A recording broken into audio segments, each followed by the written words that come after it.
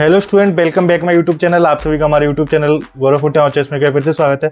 तो स्टूडेंट, आज की वीडियो आप सभी के लिए काफ़ी इंपॉर्टेंट होने वाली है। अगर आप Rajasthan university of health science से बीएससी नर्सिंग एंट्रेंस एग्जाम देने वाले हैं तो काफ़ी स्टूडेंट की तैयारी अच्छी चल रही है, बट काफ़ी स्टूडेंट्स की तैयारी मीडियम है। वो इस टाइम काफ़ी डिमोटिवेट फील कर रहे हैं कि सर पता नहीं एग्जाम कैसा आएगा, क्या हम लास्ट 10-15 दिन में एक अच्छा स्कोर ला सकते हैं, हमें किस तरीके से पढ़ाई करनी चाहिए। ये वीडियो एक स्ट्रेटजी वीडियो होने वाली है स्टूडेंट, इससे आपको काफ़ी कुछ सीखने को मिलेगा। सबसे पहले एक चीज़ मैं बता दूं, जो स्टूडेंट ने बिल्कुल पढ़ाई नहीं की हुई है या फिर जिन्होंने अभी तक बुक्स खोल के नहीं देखी, ये वीडियो उनके लिए बिल्कुल भी नहीं है।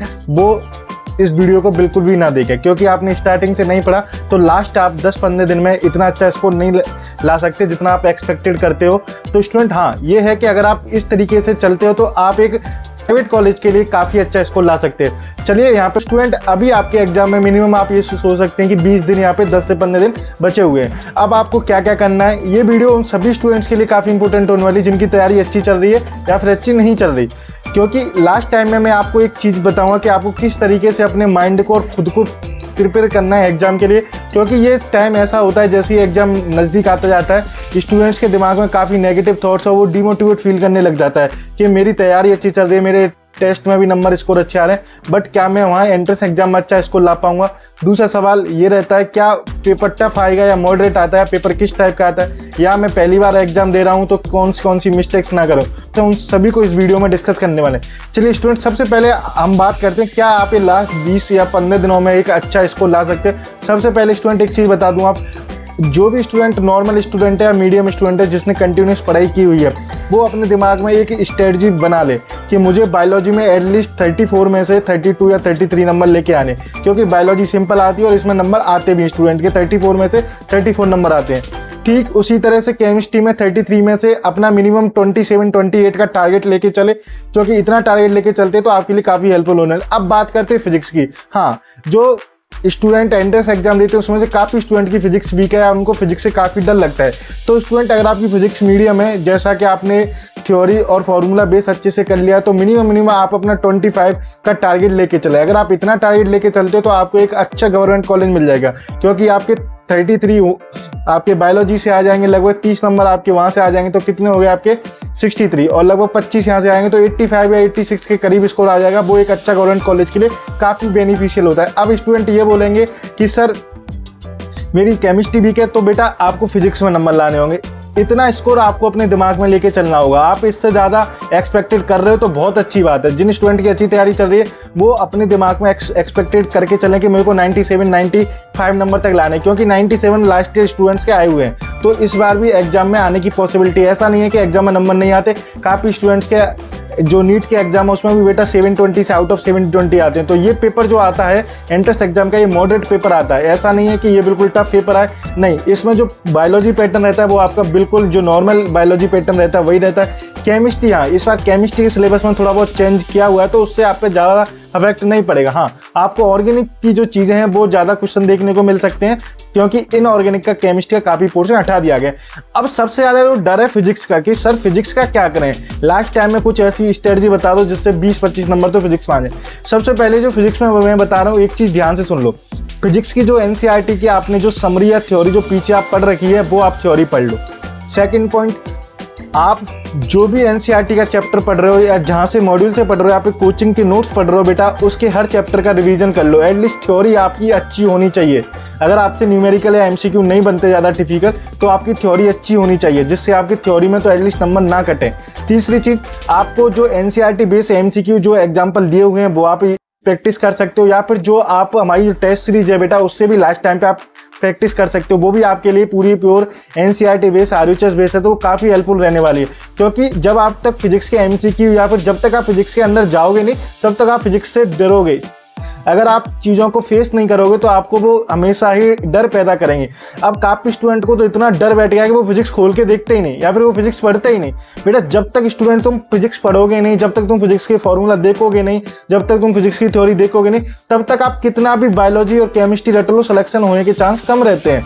तो जो भी स्टूडेंट्स को डर रहा है, एक बार आप फिजिक्स को पढ़ना सीखिए, फिजिक्स को पढ़ के कोशिश तो कीजिए। आप 12th पास हो, CBSE पास हो, RBSE पास हो, आपने 12th में एक अच्छे नंबर लाए होंगे। जब आप फिजिक्स पास करके आए हो तो ऐसी बात तो नहीं है कि फिजिक्स आपको पहली बार पढ़ने को मिल रही है। फिजिक्स आपने 12th में भी पढ़ी हुई, आप एक अच्छा स्कोर ला सकते हो। बस बेसिक चीज़ें कर लो, सारे फॉर्मूला याद कर लो, जो NCERT एग्जाम्पल दिए वो याद कर लो।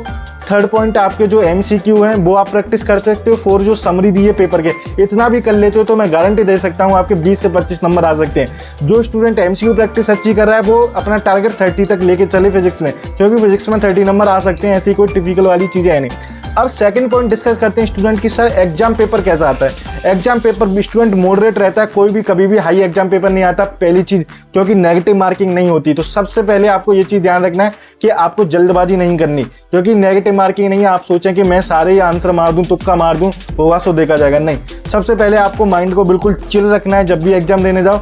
उसके बाद आप पहले एक बार पूरे पेपर की रीडिंग करना, और ये चीज ध्यान रखना है कि आपको जो एक ही नहीं तो क्वेश्चन के आंसर आ रहे हैं वो टिक कर सकते हो। नेगेटिव मार्किंग नहीं है तो पेपर सिंपल आता है, ये चीज मैं आपको पहले ही बता दूं। मॉडरेट पेपर आता है, ऐसा टफ पेपर नहीं आता। नीट का ये सोच लीजिए कि 50% पर पैटर्न लेवल रहता है ना। मॉडरेट पेपर आता है तो आपको डरने की जरूरत नहीं है। बस जो आपके अंदर का जो डर है उसको थोड़ा आपको इस टाइम कंट्रोल रखना है। आपको फिजिक्स, केमिस्ट्री, बायोलॉजी तीनों को अच्छी से प्रिपरेशन करनी है। जितना ज़्यादा हो सके इस टाइम आप MCQ प्रैक्टिस करो स्टूडेंट, क्योंकि MCQ प्रैक्टिस करने से आपका कॉन्फिडेंस बूस्ट होगा और आपको अच्छे से एनालिसिस होगा कि मेरा कितना स्कोर आ रहा है। अगर आपको MCQ प्रैक्टिस करनी है तो आप जो स्क्रीन पे पीछे टेस्ट सीरीज देख रहे हैं काफ़ी हेल्पफुल है। ऑलरेडी काफ़ी स्टूडेंट ने ज्वाइन कर रखी है, और ये प्योर NCERT बेस है। प्योर NCERT जो RUHS में एग्जाम पेपर का पैटर्न आता है, उसमें MCQ जो आते हैं आपके फिजिक्स के जो न्यूमेरिकल है, थ्योरी है, कॉन्सेप्ट है, उसी टाइप के क्वेश्चंस आपको इस सीरीज में मिलने वाले हैं। तो मैं गारंटी देता हूं कि ये आपके लिए काफ़ी ज़्यादा डेफिनेटली बेनिफिट होने वाला है, क्योंकि जब आप एक पेपर वाले माहौल में या फिर जिस तरीके से पेपर पैटर्न करते हो तो आपकी जो एग्जाम में भी आपको उसी तरह का माइंड सेटअप बन जाता है कि मुझे इस तरीके से ये पेपर सॉल्व करना है, या फिर इस तरीके से मैंने प्रैक्टिस की तो उसी तरीके से मैं नंबर ला सकता हूँ। बस आपको ये चीज़ ध्यान रखनी है, आपको सिली मिस्टेक्स नहीं करना है। इस टाइम काफ़ी स्टूडेंट सिली मिस्टेक करते हैं या फिर जल्दबाजी में चीज़ों को गलती करते हैं, तो उस चीज़ से आपको बिल्कुल बचना है। इसके लिए आप बचने के लिए बेटा जितनी ज़्यादा क्वेश्चन प्रैक्टिस करोगे, जितने टेस्ट पेपर लगाओगे, तो उससे ज़्यादा आपको बेनिफिट होगा। और जो स्टूडेंट इन सब चीज़ों को फॉलो करता है, मैं डेफिनेटली गारंटी लेता हूँ कि वो एक अच्छा गवर्नमेंट कॉलेज में पढ़ सकता है। जो स्टूडेंट पहले से ही अच्छा स्कोर कर रहे हैं तो वो SMS, RUHS जैसे टॉप गवर्नमेंट कॉलेज के लिए अपने आप को खुद को तैयार करो। खुद को तैयार करने के लिए आपको चीज़ों को पढ़ना होगा, और जो ये 10-15 दिन है इनमें सबसे ज़्यादा आपका टाइम यही रहेगा कि इनमें आप थ्योरी के साथ साथ MCQ या क्वेश्चन प्रैक्टिस करो, क्योंकि थ्योरी आपने पूरी साल पढ़ी हो। और स्टूडेंट थ्योरी जब भी स्ट्रांग बनती है जब हम उस थ्योरी पे बेसिस कुछ MCQ प्रैक्टिस करते हैं या फिर कुछ क्वेश्चन प्रैक्टिस करते हैं, जब भी वो थ्योरी हमारे याद अच्छे से होती है। क्योंकि अकेले आप थ्योरी पढ़ रहे हो तो वो आपको याद नहीं होगी, याद हो जाएगी, रट लोगे आप, पर जब आपको इम्प्लीमेंट करने का मौका आएगा तब आपको समझ नहीं आएगा। क्योंकि फिजिक्स में जो चीज़ें थ्योरेटिकल पूछी जाती है वहाँ पे आपको थ्योरी को इम्प्लीमेंट करना होता है। वैसे अगर बात करें केमिस्ट्री में, तो केमिस्ट्री की जो ऑर्गेनिक रिएक्शंस हैं, जो नेम वाली रिएक्शंस हैं, जो एग्जाम्पल दिए हुए हैं NCERT में और एग्जाम्पलर, ये आपको स्टूडेंट डेफिनेटली पढ़ के जाने हैं, याद करके जाने हैं। इनको बिल्कुल भी अवॉइड मत करना। अगर आपने ये अवॉइड कर दिए तो आपके 10 से 15 नंबर आप पहले ही मान के चलना कि वो तो आपके गए गड्ढे में। तो इसलिए जो भी लास्ट टाइम पे 10 से 15 दिन है उनमें मैं थोड़ा समराइज करके बता देता हूँ। सबसे पहले फिजिक्स की बात में, तो फिजिक्स का आपके फॉर्मूला, डायमेंशन, NCERT के एग्जाम्पलर्स और आपकी जो पीछे समरी हुई, ये 3-4 चीज़ें आपको 100% पढ़ के जानी है। सेकंड, केमिस्ट्री की बात करें तो आपको केमिस्ट्री में जितने भी एग्जाम्पल्स दिए, नेम वाली रिएक्शन दी हैं, वो आपको अच्छे से करनी है। क्योंकि काफ़ी स्टूडेंट को तो वहाँ पे फिजिकल केमिस्ट्री फॉर्मूला भी याद नहीं आते, तो वो फॉर्मूला भी आपको याद करके जाने, है ना। नेक्स्ट, बायोलॉजी की बात करें तो बायोलॉजी में आपको सिली मिस्टेक्स नहीं करनी। काफ़ी स्टूडेंट बायोलॉजी में सिली मिस्टेक्स रहते हैं। बायोलॉजी में नंबर नहीं आने का एक ही रीजन है कि आपकी सिली मिस्टेक, तो ये आपको लास्ट टाइम पे गलतियां नहीं करनी। MCQ प्रैक्टिस ज़्यादा करो जितना हो सके, तो यही एक स्ट्रेटजी रहती है। आपकी तैयारी अच्छी चल रही हो, आप अच्छे से पढ़ाई करो, मेहनत करो।